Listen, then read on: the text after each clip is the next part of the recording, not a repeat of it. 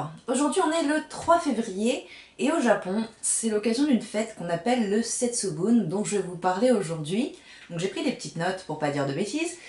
C'est une fête donc, qui a lieu a priori la veille du printemps selon le calendrier lunaire. Et pour des raisons pratiques, on l'a mise le 3 février, donc aujourd'hui.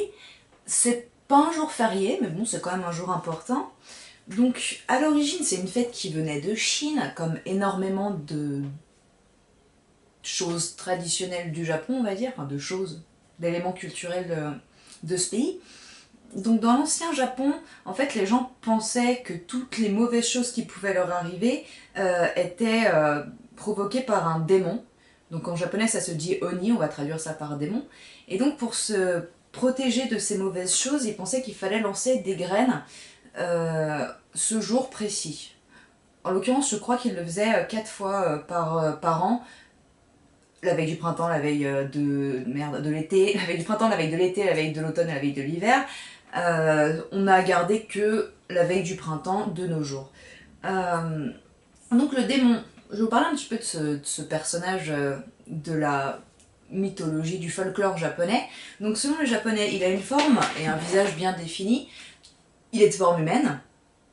Il a des cornes sur la tête.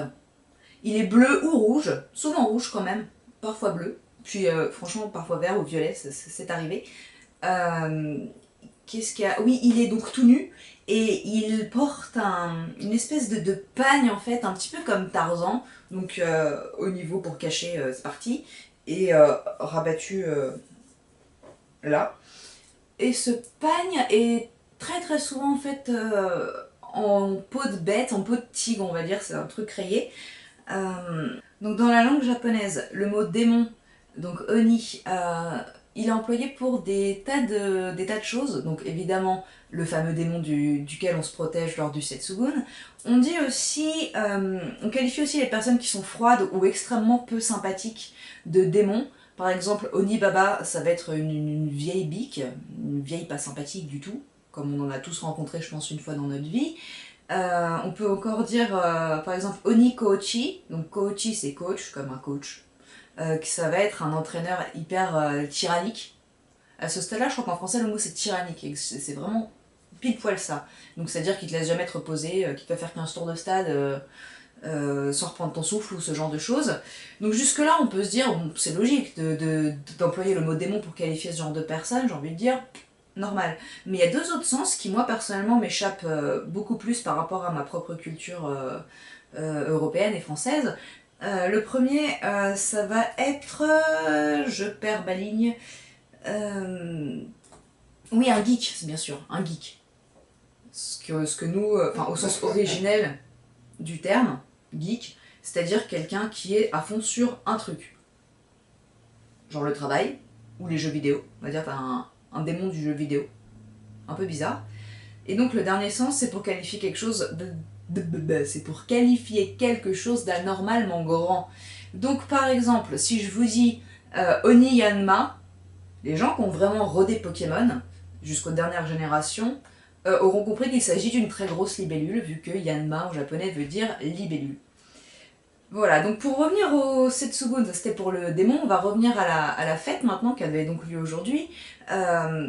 Donc ce jour-là, on fait ce qu'on appelle le mamemaki, c'est-à-dire qu'on lance des graines, des haricots, des graines de soja, des cacahuètes, des petites choses, en criant Oni wa soto, fuku wa uchi, ce qui veut dire dehors le démon, dedans la chance, la fortune, le bonheur, ce genre de concept.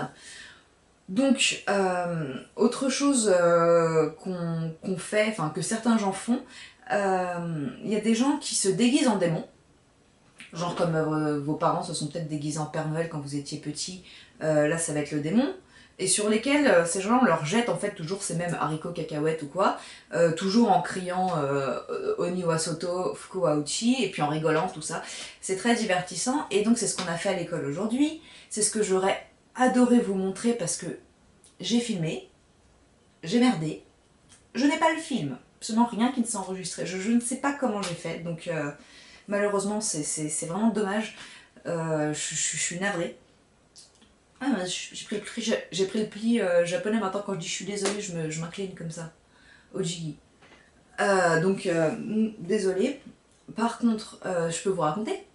Donc, on s'est tous rassemblés dans une salle. On a mis des masques, soit de démons, soit de la chance. Et, enfin, de la fortune, pareil, du bonheur. On a pris plein de cacahuètes. On a mis la musique de Star Wars. Et là, il y a notre CPE qui est rentré, donc déguisé en démon, comme je viens de vous décrire tout à l'heure, avec un grand parapluie. Et le but, c'était de lui jeter les cacahuètes dessus, en fait, dans le moment où il avait son parapluie fermé. Après, il le rouvrait. Donc, du coup, il se protégeait des cacahuètes, il le refermait. C'était très rigolo et je suis vraiment désolée de ne pas l'avoir filmé.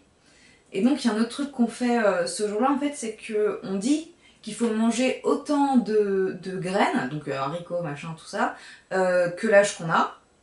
Et si on fait ça, on est protégé donc des maladies, des mauvaises choses qui peuvent arriver, on vit plus longtemps, etc.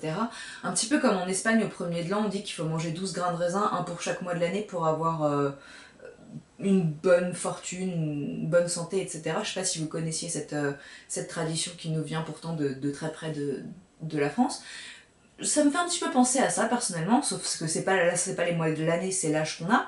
Mais bon, donc tout ça pour dire que si on fait ça, on favorise la chance. Donc voilà en gros ce qui se passe le jour du Setsubun. J'espère que cette vidéo vous aura intéressé, vous aura appris des choses sur le Japon.